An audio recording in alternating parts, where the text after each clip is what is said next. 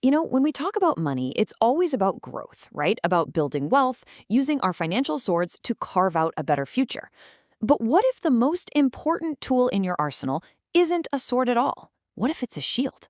Today, we're digging into insurance and why seeing it as your financial shield, not a sword, is one of the smartest moves you can make. All right, so let's first talk about why this shield is so darn important. It's pretty simple, really. Getting sick can be incredibly expensive. In fact, it's one of the biggest, most unpredictable threats to everything you've worked so hard to save. There's actually a term for this, and it is powerful. It's called financial toxicity. It means the stress and debt from paying for medical care can get so bad that it actually harms your quality of life, just as much as the illness itself. It's a truly terrible cycle. So you really have to ask yourself this question. Really think about it.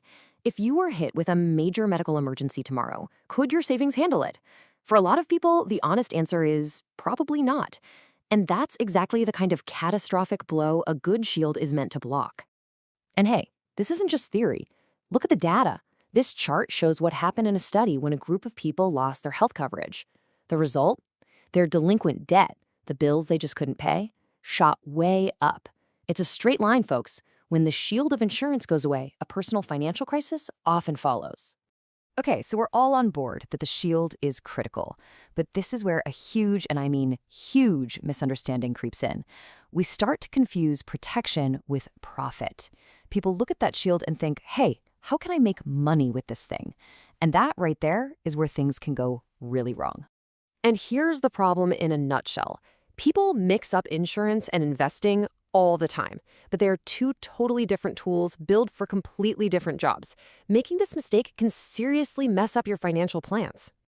So let's get this straight once and for all. We're going to break down the core difference between the two because, honestly, getting this right is the bedrock of a solid financial plan. First up, insurance.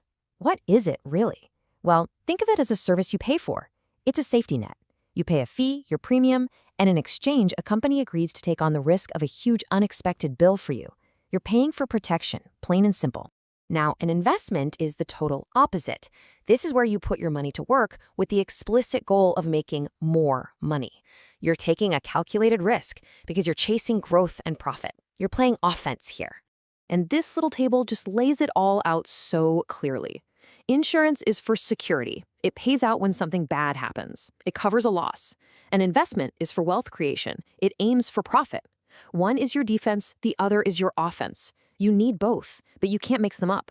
Okay, now that we have that framework in our heads, defense versus offense, let's use it to bust some of the most common myths out there about health insurance. Here's the classic. Myth number one. You're young, you're healthy, you feel invincible. So you think, do I really need to be paying for insurance? It feels like a waste. We've all been there. But here's the reality check. Accidents, a sudden illness, they don't check your ID. The whole point of insurance is to protect you from the unexpected.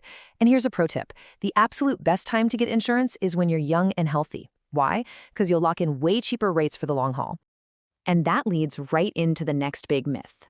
Okay, so you have the insurance, but a year goes by. You didn't go to the hospital, so you start thinking, man, I just threw all that money away, didn't I?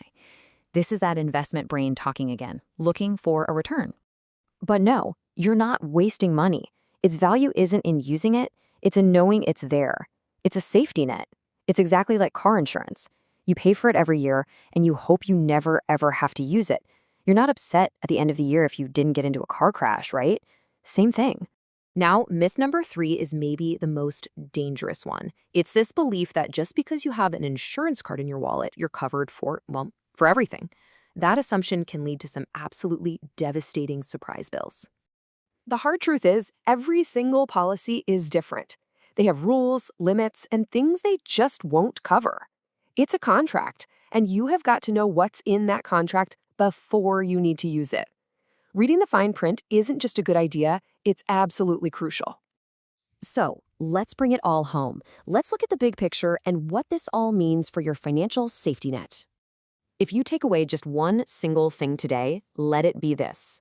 Insurance does not make you rich. What it does is protect the riches you are building elsewhere. It's the shield that guards the wealth you're creating with your sword, your investments. So I'll just leave you with this final thought. Take a good, honest look at your own financial situation. Are you only focused on your sword? Are you only thinking about growth? Or have you built a shield that's strong enough to protect everything you're working for when the unexpected finally happens?